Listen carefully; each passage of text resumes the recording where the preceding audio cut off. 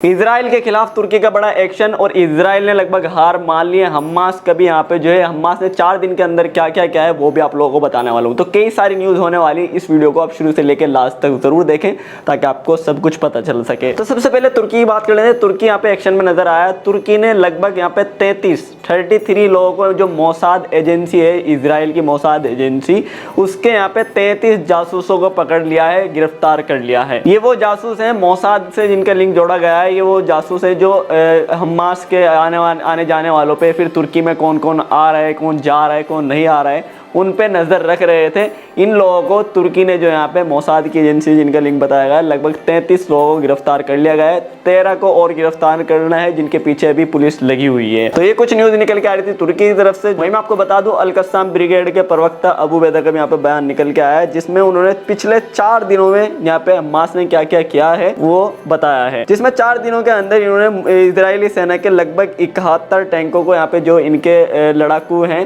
Tank हैं, फिर जितनी भी गाड़ी हैं, उनमें से इनको बिल्कुल नष्ट कर दिया है, बिल्कुल खत्म कर दिया है। 16 यहूदी सैनिक मारे गए, दर्जनों घायल हैं। पिछले 4 दिनों में मुजाहिदीन ने लगभग 42 सैन्य अभियान चलाए हैं, जिसमें दर्जनों इजराइल मारे गए हैं। वहीं हमास के लड़ाकों ने 2 सुरंगों को भी उड़ा दिया, जिसमें यहूदी सैनिक, यहाँ पे इजराइल के जो सैनिक यहाँ पे उसके अंदर थे, उनको भी 2 यहाँ पे टनल्स को भी उड़ा दिया है। पिछले 4 दिन के अंदर इजराइल के 1 हेलीकॉप्टर और 3 ड्रोन को भी मार गिराया है। इजराइल में बने सैन्य ठिकानों पर मोटर गोले और यहाँ पे जो है कम मिसाइल जो होते हैं, कम रेंज वाले, उनसे हमला किया गया। पर इजराइल की राजधानी तेल अवीव पे भी आपको पता ही होगा, मैंने पिछली वीडियो में बताया था, जिसपे हमास ने सैकड़ों मिसाइल यहाँ पे न्यू ईयर के जैसी रात के 12 बजे थे वो यहाँ पे दागे गए थे। तो 4 दिन का पूरा जो इन्होंने किया है यहाँ पे हमास वालों ने, वो पूरा अपना बताया है कि 4 दिन के अंदर इन्होंने क्या क्या किया है, वो आपको पता लगी गया होगा। अभी मैं आपको बता दूं, इजराइल लगभग एक तरीके से हार चुका है, क्योंकि इनके जो डिफेंस मिनिस्टर है, उनके पहले बहुत बड़े बड़े बयान आ रहे थे, पूरी इसमें जो है ठाट में रहते थे कि भाई हम सब कुछ कर देंगे, हम ये कर देंगे। लेकिन अभी इनका एक यहाँ पे बयान निकल के आया है,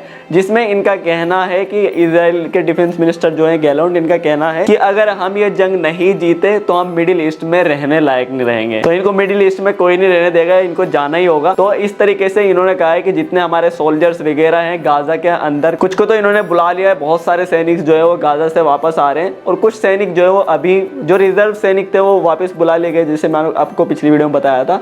तो अभी कुछ सैनिक और हैं जो गाजा में अभी तैनात रहेंगे, इनका ये कहना है।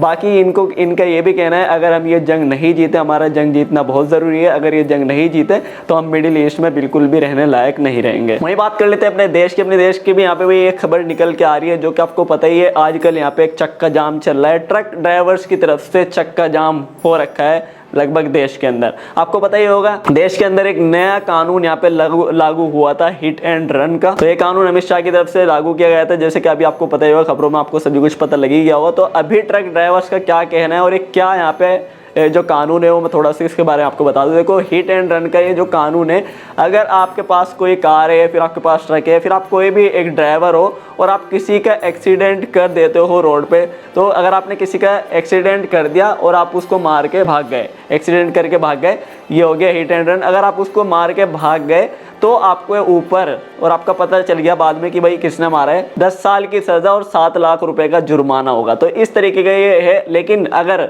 आप यहाँ पे किसी का एक्सीडेंट आपसे हो जाता है और आप उसको भागते नहीं हो, तो अब आप वहीं पे रहते हो और उसको हॉस्पिटल वगैरह लेके जाते हो, तो आपके ऊपर ये 10 साल का जो यहाँ पे जेल का जो है वो नहीं होगा आपके ऊपर, आपको सज़ा कम दी जाएगी, आपके ऊपर जुर्माना वगैरह कम रखा जाएगा। इस तरीके का ये जो है वो कानून है। तो इसमें हो क्या रहा है, ट्रक ड्राइवर्स का हड़ताल क्यों चल रही है? ट्रक ड्राइवर्स का ये कहना है कि भाई ज़्यादातर जो होता है यहाँ पे एक्सीडेंट, वो गलती से हो जाता है, फिर ज़्यादातर ट्रक ड्राइवर से यहाँ पे होता है। जैसे कि कोई बाइक वाला चल रहा है, कोई कार वाला चल रहा है, वो पास में आके खुद ही उसमें घुस गया है, और बड़े वाहन की यहाँ पे गलती ज़्यादा मानी जाती है कि वो बड़े वाहन ने मार दिया है। तो इस तरीके से ट्रक ड्राइवर्स का कहना है कि हमारे से हम करते नहीं एक्सीडेंट, हमारे से अगर एक्सीडेंट हो जाते हैं, ज़्यादातर ट्रक ड्राइवर से एक्सीडेंट होते हैं, तो अगर एक्सीडेंट हो जाते हैं तो हम तो 10 साल के लिए जेल में जाना पड़ेगा, 7 लाख रुपए हम कहाँ से देंगे, 4-5 हज़ार रुपये महीना हम कमाते हैं भाई। इस तरीके से उनका कहना है। तो अपना पूरा चक्का जाम कर रखा है। इसकी वजह से अभी आपको पता ही होगा, महंगाई भी बढ़ रही है, सब्जी में भी महंगाई बढ़ रही है, तेल भी नहीं, आपको यहाँ पे पेट्रोल वगैरह भी नहीं मिल रहा है। ट्रक से बहुत काम होता है भाई, ट्रैवल आपको पता ही है, सब्जी लाना, फल फ्रूट्स लाना, या फिर कि जो पेट्रोल लाना, CNG लाना है, सारे काम ट्रक के थ्रू ही होते हैं। तो ट्रक का चलना बहुत ज़रूरी है अगर देश को मतलब चलाना है इस तरीके से।